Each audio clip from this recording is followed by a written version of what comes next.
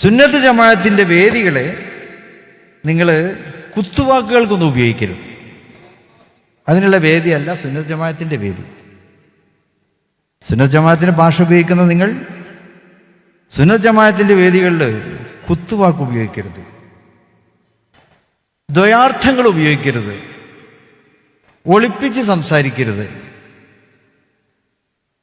നിങ്ങൾ ചെയ്യേണ്ടതാണ് നേരത്തെ പറഞ്ഞ സ്ഫുടമായ ഫസീഹുൽ ലിസാൻ, അതിൻ്റെ വക്താക്കളാകണം നിങ്ങൾ. നിങ്ങളുടെ നാവിൽ നിങ്ങളുടെ വാക്കുകൾ സ്ഫുടമായി മനോഹരമായി സമൂഹത്തിന് സമുദായത്തിന് സ്നേഹം വിളമ്പുന്ന ഭാഷയിൽ നിങ്ങൾ സംസാരിക്കുക.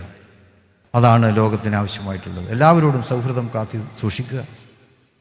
ആരെങ്കിലുമൊക്കെ ക്ഷണിച്ചാൽ പോവുക. അവരെന്തെങ്കിലും കാര്യമായിട്ട് സൽക്കരിക്കുമ്പോൾ നിങ്ങൾക്കത് ഭക്ഷിക്കുക. അല്ല, എനിക്കത് വേണം, എനിക്കിത് കുഴിമന്തിയേ പറ്റുള്ളൂ എന്ന് പറയണ്ട. ചിലപ്പോൾ അവർക്ക് ഇഷ്ടമുള്ള സാധനമായിരിക്കും നമുക്ക് തരുന്നത്. നമ്മളത് തിന്ന അവർക്കൊരു സന്തോഷമാണ്. അതല്ലാതെ അവരെ ആരെയും നമ്മൾ വെറുപ്പിക്കേണ്ടതില്ല. അനുവദനീയമായിട്ടുള്ള കാര്യങ്ങളൊക്കെ വന്നു. ഞാൻ റോമിൽ പോയിരുന്നു. റോമിൽ നമ്മളൊരു സൽക്കാരത്തിന് ക്ഷണിച്ചു. പക്ഷെ അവർ തന്നെ പറയും, you don't come because we serve there wines. അവർ പറഞ്ഞു, നിങ്ങളിപ്പം അങ്ങോട്ട് വരണ്ട, ഞങ്ങൾ സൽക്കാരുണ്ട്, പക്ഷേ you don't come there because we are serving wines. അവർ സ്നേഹപൂർവ്വം ക്ഷണിച്ചതാണ്, അവർ ഞങ്ങൾക്ക് വേണ്ടി ഉണ്ടാക്കിയ സൽക്കാരാണ്. പക്ഷെ അവർ ഞങ്ങളോട് പറഞ്ഞു, you don't come, we serve wines. അതൊരു തുറന്നു പറഞ്ഞു. അതുകൊണ്ട് ഞങ്ങളാണ്ട് പോയില്ല. അപ്പം അനുവദനീയമായത് തരുമ്പോൾ നമുക്ക് കഴിക്കാം. അതിൽ വാശി പിടിക്കൊന്നും വേണ്ട.